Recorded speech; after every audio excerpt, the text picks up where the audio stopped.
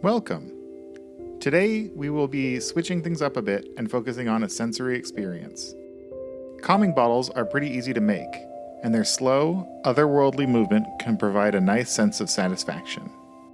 We will be making 3 basic types of calming bottles. Feel free to see what you're into and just make that one, or try all 3. Alright, first we are going to be making the traditional glitter-filled calming bottle. For this, we will need an empty container. You can experiment with different shapes. Also, some clear glue, some glitter, and some food coloring. If you have some bottled water laying around, those bottles will work great. You can peel the labeling off, and you're left with a nice smooth bottle. If any sticky residue remains on the bottle after you peel off the label, just use some rubbing alcohol on a towel to remove it. Okay, onto the project. First, fill the bottle partway with some warm water. This will help keep the glue from solidifying. I thought about doing this over the sink, but I wasn't sure what would happen if I got glue down the drain. You might try doing it in a bowl or something if you're worried about spilling. Then add some glue. This is a thickening agent used to slow down the glitter that flows through the bottle. I just guessed on how much glue to use. You don't need an exact measurement. The more glue you use, the slower it will flow. Next, I added the food coloring. Green is the most calming color for me, so that's what I chose. I think a purple with a galaxy effect would be really cool too. Make sure to only add a little food coloring at a time, and do not add too much or it will dull the sparkle of the glitter. Stir it so that both the glue and the water receives the color. Now begin adding the glitter a little at a time, stirring as you go. You don't want it to clump up at the bottom or on the surface.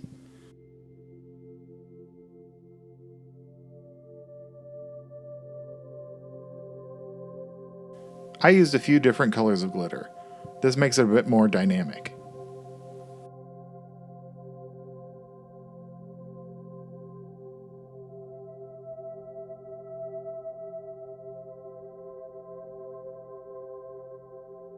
Then I used a bit more glue and a bit more water to top it off. Make sure to leave a little bit of air at the top. This is necessary to get the stuff flowing. Now you can try it out. Mesmerizing. Okay, now on to the next one. I think this one is my favorite because it's like having a cross-section of the ocean in your hand. For this one, you will need a bottle, baby oil or mineral oil, and some food coloring.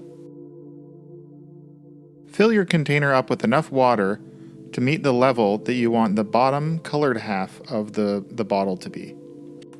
Feel free to pick it up and play around with it so that you get the level of the water just right. Now add the food coloring and stir it in. Repeat until you have the desired color. Finally, just dump in the oil to fill up the rest of the container. Put the lid on it and you're done.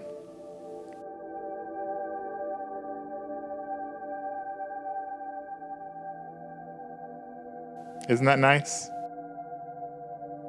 Okay, for the last one, we are going to do color in the oil as well. It works a lot like the ocean bottle, but with one extra step. You'll need a bottle, clear oil, food coloring, and this is important, an oil-based candy coloring. You should be able to find it somewhere like Michael's or on the internet. First, add some water to your bottle. And then add some normal food coloring in and mix it up. You'll notice this is a smaller bottle than I initially planned. You might want to use smaller bottles for children so that it is easier for them to handle. Or you might just be running low on oil. Either way, it's fun to mix it up. Next, add some of the oil-based food coloring to the oil.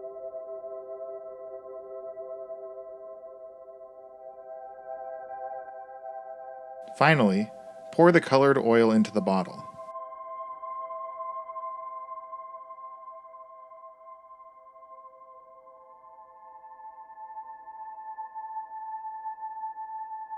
I kind of like taking this one and shaking it up real hard. It turns purple and then slowly separates back out to the two colors again.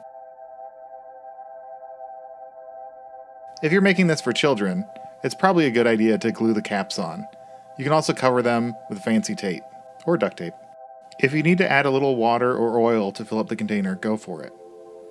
Since oil and water don't mix, it won't mess anything up. And there you've got it.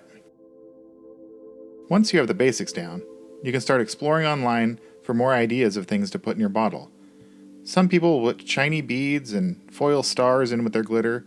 Other people will find something that sinks in oil but floats in water and put it in the ocean bottle. Feel free to experiment and share your ideas in the comments below. Thanks for joining us here at the Newport Beach Public Library.